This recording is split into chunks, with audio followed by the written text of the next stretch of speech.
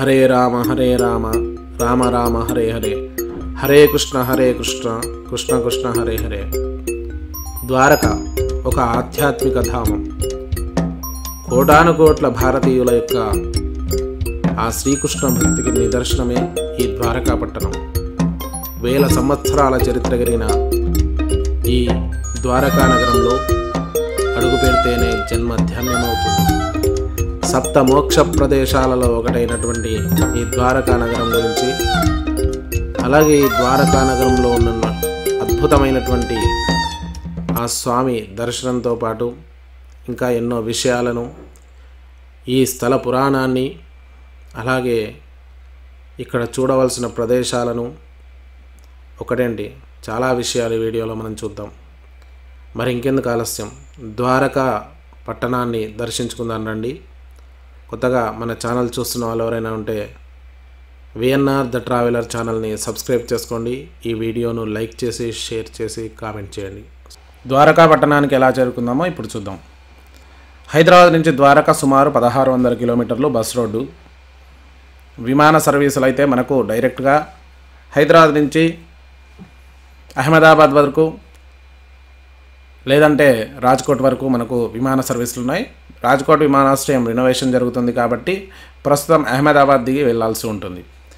ఇక సుమారు 6000 నుంచి 10,000 వరకు మనకు ఫ్లైట్ ఛార్జెస్ ఉంటాయి.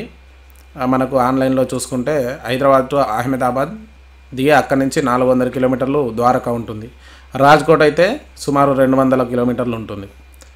ఇక రైలు సర్వీస్ చూసుకుంటే గతంలో చెప్పినట్టుగానే మనకు హైదరాబాద్ నుంచి ద్వారకా వెళ్ళడానికి డైరెక్ట్ ఓఖా ఎక్స్ప్రెస్ ఒకటి ఉంది, రామేశ్వరం టు ఓఖా.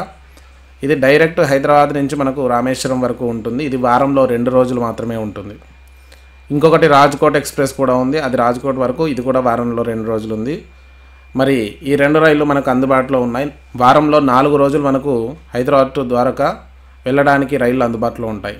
ఇక బస్సు రోడ్ అయితే మీరు బొంబాయి నుంచి, లేదంటే నాసిక్ నుంచి వడోదరా మీదుగా అహ్మదాబాద్ వెళ్ళొచ్చు.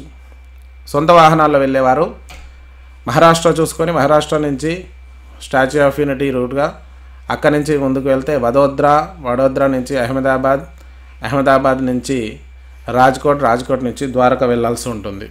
ఇది 1600 కిలోమీటర్లు, సుమారు మనకు 32 గంటలు 35 గంటల ప్రయాణం పడుతుంది కారులో వెళ్తే. సో 2 రోజులు కానీ 3 రోజులు కానీ ప్రయాణం పెట్టుకోవాల్సి ఉంటుంది.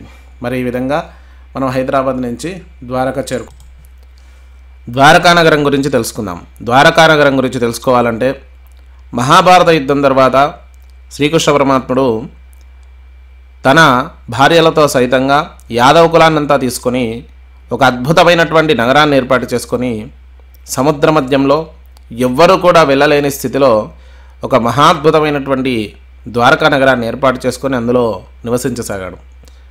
కొంతకాలానికి తన శరీర త్యాగ సమయంలో బలరామునితో సహితంగా, అక్కడ మనం సోమనాథ క్షేత్రం చూశాం కదా, అక్కడే శరీర త్యాగము, ఒక వేటగాడు జింక యొక్క చెవి అనుకొని బాణంతో కొట్టగా ఆయన బొటన వేలుకు తగిలి ఆ శరీర త్యాగం చేశాడు. అలాగే వైకుంఠానికి వెళ్ళాడు. ఇదంతా కూడా మనకు శ్రీమద్భాగవత మహాపురాణంలో మనకు దర్శనమిస్తుంది. ఏకాదశ స్కందంలో ఉంది ఈ అద్భుతమైనటువంటి ఘట్టం. మరి ఆ తర్వాత యాదవ కులమంతా కూడా శ్రీకృష్ణ పరమాత్ముడు లేకపోవడం, సరైన మార్గదర్శకం లేకపోవడంతో ఒకరినొకరు కొట్టుకొని చాలామంది చనిపోయారు. అయితే మిగిలిన వాళ్ళని రక్షిద్దాం అనుకునే సమయానికి ఒక జలప్రళయం వచ్చి ఈ నగరమంతా కూడా భూస్థాపితం, అంటే జలస్థాపితం అయిపోయింది, సముద్ర గర్భంలోకి వెళ్ళిపోయింది అని చెప్పేసి భాగవత మహాపురాణంలో దివ్యంగా మనకు కనిపిస్తుంది. మరి ఇలాంటి మహాద్భుతమైనటువంటి ద్వారకా నగరం ఎంతో విశిష్టమైంది. సాక్షాత్తు శ్రీకృష్ణ పరమాత్ముడే నడయాడాడు, దీనిలో ఎటువంటి సందేహం లేదు.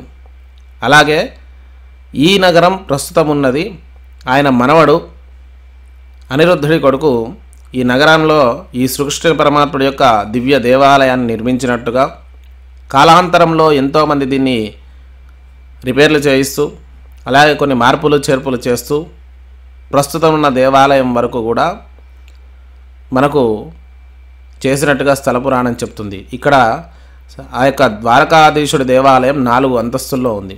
ఈ 4 అంతస్తులు 4 వేదాలకు నిదర్శనం, సప్తరజస్తమో గుణాలకు మోక్షానికి నిదర్శనం, అలాగే ధర్మార్థ కామమోక్షాలకు నిదర్శనంగా దీన్ని చెప్తారు.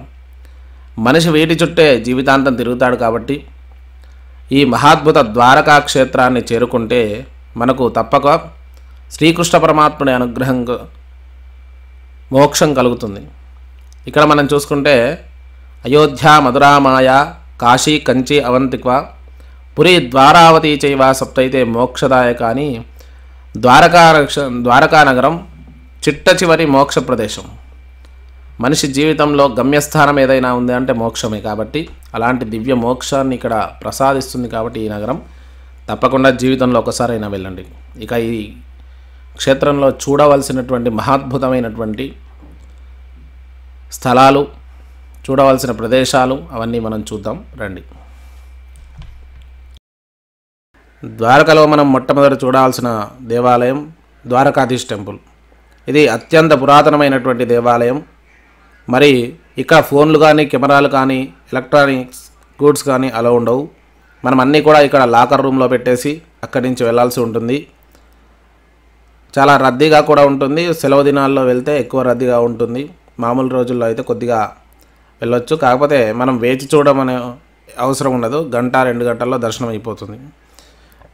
లోపల మనకు అలో ఉండదు. కాబట్టి స్వామివారితో పాటు ఇక్కడ అష్టపత్నుల దేవాలయాలు, అలాగే ద్వారకా పీఠాధిపతి అయినటువంటి ఆ శంకర భగవత్పాదుల యొక్క పీఠం కూడా ఉంటుంది. అద్భుతమైనటువంటి ఆ పీఠం ఇక్కడ మనకు దర్శనమిస్తుంది. దాంతోపాటు బలరాముడు మొదలగు అందరి దేవాలయాలు కూడా ఉంటాయి లోపల.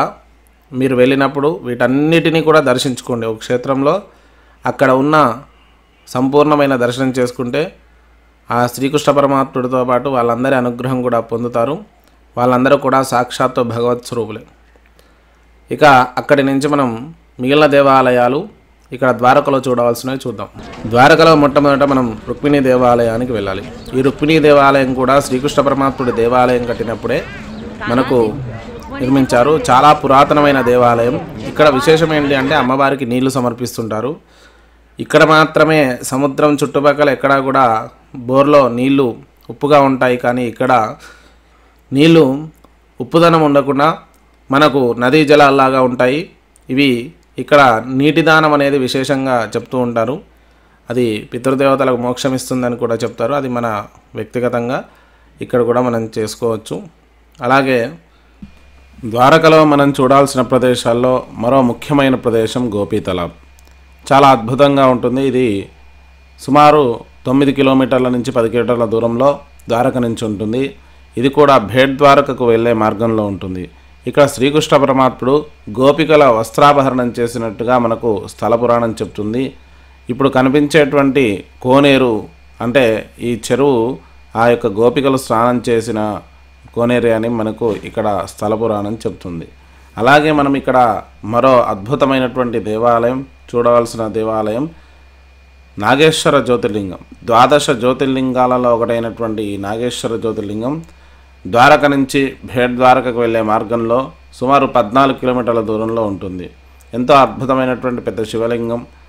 అలాగే ఇక్కడ చాలా విశేషంగా ఉంటుంది. ఇక్కడి నుంచి మనం బయలుదేరి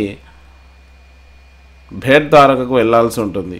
ఈ భేట్ ద్వారక ఇంతకుముందు పడవలో వెళ్ళాల్సి వచ్చేది. ఇప్పుడు అద్భుతమైనటువంటి వంతెన నిర్మించారు. ఇప్పుడు చూస్తున్న బ్రిడ్జ్ అనేది మనకు భేట్ ద్వారకకు వెళ్ళే బ్రిడ్జే. చాలా అద్భుతంగా నిర్మించారు ఈ కేబుల్ బ్రిడ్జు. మరి ఇక్కడి నుంచి మనం సుమారుగా ఈ భేట్ ద్వారకకు చేరుకొని ఇక్కడ కూడా స్వామివారి యొక్క దర్శనం చేసుకోవాలి. పూర్వము ద్వారకా నగరం మునిగిపోయింది అని మనం చెప్తారు కదా. ఆ యొక్క భేట్ ద్వారక విశేషాలు అలాగే ఇక్కడికి కొంత దూరంలోనే ఆ సముద్ర గర్భంలో ద్వారకా నగరం ఉన్నట్టుగా మనకు శాస్త్రవేత్తలు కనుగొన్నారు. అలాంటి అద్భుతమైనటువంటి ప్రదేశం భేట్ ద్వారక. ఇక్కడ సాక్షాత్తు శ్రీకృష్ణుడు నడయాడిన స్థలంగా చెప్తారు.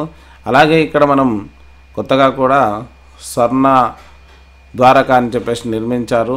పిల్లలకు మంచి ఎడ్యుకేషనల్ పర్పస్గా బాగుంటుంది. లోపల ఎన్నో అద్భుతాలు బొమ్మల రూపంలో భాగవత కథలు, ఆ యొక్క శ్రీకృష్ణుడి లీలలన్నీ కూడా పెట్టడం జరిగింది. ఇవన్నీ కూడా మనం చూడడం కాదు, పిల్లలను చూపిస్తే వాళ్ళకు మన సనాతన ధర్మం మీద, మన పురాణాల మీద, మన ఇతిహాసాల మీద వాళ్ళకు కూడా అవగాహన, గౌరవము పెరుగుతుంది. కాబట్టి ఇలాంటి అద్భుతమైనటువంటి ద్వారకా పట్టణాన్ని, ఈ ద్వారకా పట్టణం నుంచి దగ్గరలో ఉన్న విశేషాలను అందరూ కూడా తిలకించండి, దర్శించండి. ఇక ఇంతకుముందు మనం ఈ బ్రిడ్జ్ కట్టకముందు ద్వారకా నుంచి బేట్ ద్వారకకు వెళ్ళడానికి సముద్రంలో వెళ్ళాల్సి వచ్చేది. అలాగే ఇక్కడ మరో అద్భుతమైనటువంటి దేవాలయం, ఇక్కడ గోమతీ నది ఉంది. ఈ గోమతీ నది పారివాహకంగా ఎన్నో దేవాలయాలు ఉన్నాయి. అలాగే సముద్ర గోమతీ నది సంగమం కూడా మనం ఇక్కడ చూడొచ్చు. నీళ్లు చాలా పరిశుభ్రంగా ఉంటాయి, అడుగు కనిపిస్తుంటుంది. ఈ గోమతీ నదిలో స్నానం చేయడం వల్ల విశేషమైనటువంటి పుణ్యాలు, అలాగే మోక్షం అనేది కలుగుతుంది. అలాగే ఇంతకుముందు వెళ్ళినటువంటి ద్వారకా పట్టణంలో సముద్రానికి వెళ్ళే మార్గం ఇది చాలా బాగుండేది. అలాగే ఇప్పుడు అది ఆ మార్గం మానేశారు. చూశారు కదా ద్వారకా పట్టణం ఎంతో అద్భుతమైనటువంటిది. అలాగే చుట్టుపక్కల ప్రాంతాలు. ఇంకా మరిన్ని వీడియోస్ కోసం మన విఎన్ఆర్ ద ట్రావెలర్ని